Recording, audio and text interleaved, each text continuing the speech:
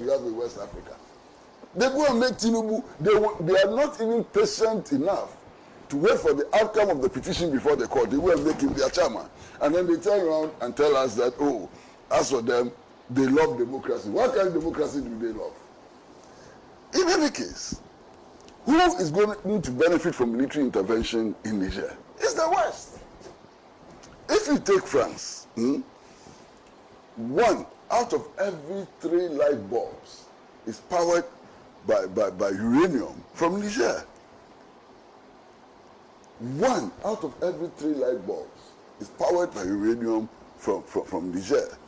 And yet, Niger is one of the poorest countries in the world. And our leaders are not thinking about this paradox. You understand? What they care about is going to install one of their colleagues who messed up so much. You understand? That's what they care about. If you take all of the French-speaking African states, all of them keep their foreign reserves in the Central Bank of France. The consequence is that these African countries borrow their own money and pay interest on their own money that they have borrowed. And West African leaders are not sensible enough to realize that the way out of this is to have a common currency for West Africa, which enables these French-speaking countries to break away from French neocolonialism. They're not even sensible to realize that that is the key to solving many of the economic problems which confront us in the sub-region. They can't see that.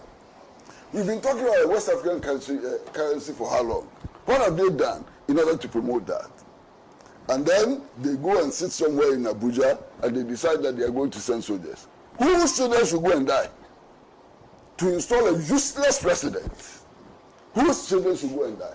You think that the soldiers, they are just there to die for any useless cause? They are not. They should try it. They should try it and send soldiers there. When the soldiers get killed, they will see the repercussions in their own countries. It has happened many times, the ripple effect. Why? All of these West African leaders who are meeting to make these declarations and so on, how many of them enjoy the popularity that these cool leaders enjoy? This young guy who recently returned from the Russia-Africa summit, you saw how the whole country mobilized to go and meet him at the airport. Let any of these West African leaders, Tinubu, Alassane Ouattara and so on, try to mobilize people to show support and see how many people will turn up. When ECOWAS sent a delegation to Mali to go and persuade the Malians to hand over, did they see the hundreds of thousands of people who poured out into the street in support of their regimes? Did they see it?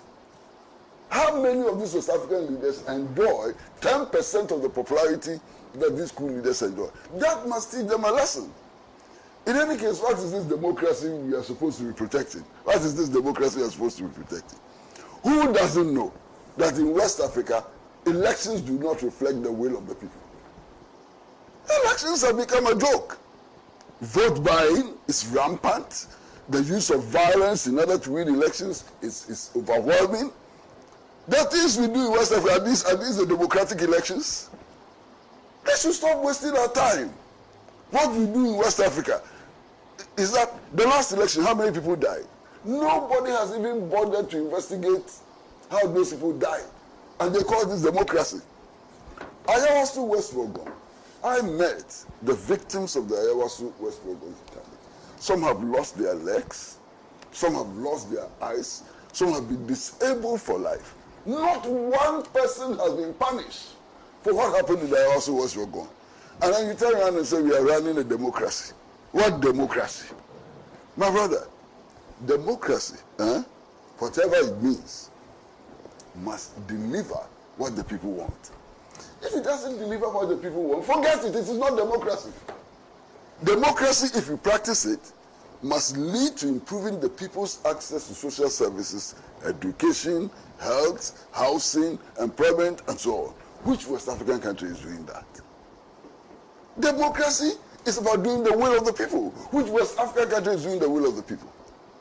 And then the joke of it all is the statement which has been issued by government that as for Ghanaian soldiers, they don't like coups because they are professionals. What is that? Ghanaian soldiers took an oath to protect the constitution. What we are doing here and there, what is constitutional about it? In any case, only recently, there's this tape recording which has been released, which nobody denies its authenticity, in which senior security personnel were discussing how to facilitate the rigging of the next elections. What is a coup d'etat? A coup d'etat is when you conspire